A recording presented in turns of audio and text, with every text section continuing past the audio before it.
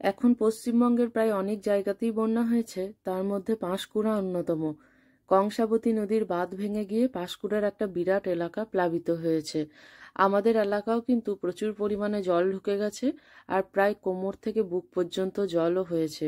কিছু শুকনো খাবার কিনতে বাজার গেছিলাম, বাজার থেকে ফেরার পথেই দেখি রাস্তাঘাটের এই অবস্থা, হুড়মুড় করে জল ঢুকতে লেগেছে। তার প্রায় 1 ঘন্টা পরেই দেখি আমাদের বাগানের দিক থেকেও জল ঢুকতে শুরু করেছে। বাগান থেকে একদম উঠোন পর্যন্ত জল আস্তে আস্তে পৌঁছে গেছে। আর আপনারা তো অনেকেই জানেন, আমাদের বাগানের মধ্যেই হচ্ছে আমার রান্নাঘরটি। সেই রান্নাঘরেও কিন্তু আস্তে আস্তে করে জল ঢুকতে লেগেছে। এখন এই রান্নাঘরের কানা কানা পর্যন্ত জল চলে এসেছে, আর হয়তো কিছুক্ষণের মধ্যে রান্নাঘরের মধ্যেও জল ঢুকে পড়বে। পাঁশকুড়া স্টেশনটা উঁচুতে বলে পাঁশকুড়া স্টেশন পর্যন্ত জল না পৌঁছলেও স্টেশনের পর থেকে কিন্তু প্রচুর পরিমাণে জল ঢুকে গেছে, প্রচুর পরিমাণে জল হয়েছে। আর যত নিচের দিকে এসেছে ততই কিন্তু জলস্তরটা বৃদ্ধি পেয়েছে। আমাদের দিকটা একটু নিচু বলে কিন্তু জল বেশ অনেকটাই হয়েছে। আরও যতটা নিচের দিকে যাওয়া যাবে, মানে হচ্ছে চাঁচিয়ারা, ভোগপুর, যতটা নিচের দিকে যাওয়া যাচ্ছে ততই কিন্তু জলের স্তর অনেকটাই বৃদ্ধি পেয়েছে। আপনারা যারা ওই দিকেরটাই থাকেন তারা একে অপরকে সাহায্য করবেন, কারণ জলস্তর কিন্তু এখনও ওই দিকটায় নামেনি।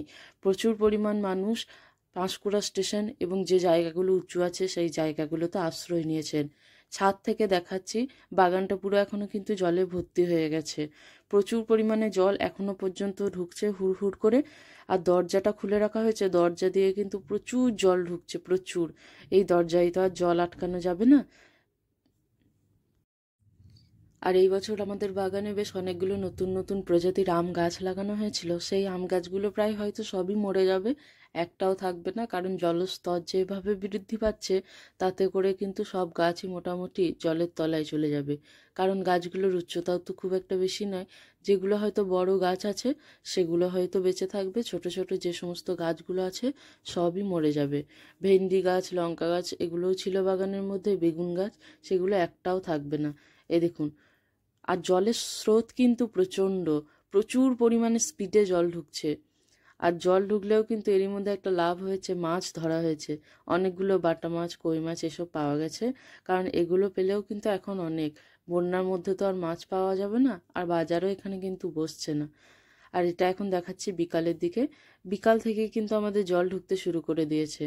রাস্তার ধারটায়, মানে যেদিকে আমাদের মেন গেটটা আছে বাড়ির, সেখানে কিন্তু বালির বাঁধ দেওয়া হয়েছিল। আর পিছনে ঘাটের দিকেও একটা দরজা আছে, সেখানেও বালির বাঁধ দেওয়া হয়েছিল। কিন্তু বালির বাঁধে কি আর বন্যার জল আটকানো যায়? তবুও জল ঢুকে গেছে। পরের দিন সকালে দেখাচ্ছি, পরের দিন সকালে কিন্তু আমাদের বাড়ির মধ্যে হাঁটুর থেকে একটু উপর পর্যন্ত জল। আমাদের বাগানে হচ্ছে একটা মানুষ সমান জল, উঠোনে হচ্ছে কোমর সমান জল, আর তার সাথে আমাদের বাড়ির মধ্যে হচ্ছে হাঁটুর থেকে একটু উপর পর্যন্ত জল। এখনো পর্যন্ত কিন্তু অনেক জায়গায় জল কমেনি। সেদিকটাই যেখানে জল কমেনি সেখানে যারা আছেন তারা কিন্তু যথাসম্ভব সবাই সবাইকে সাহায্য করবেন।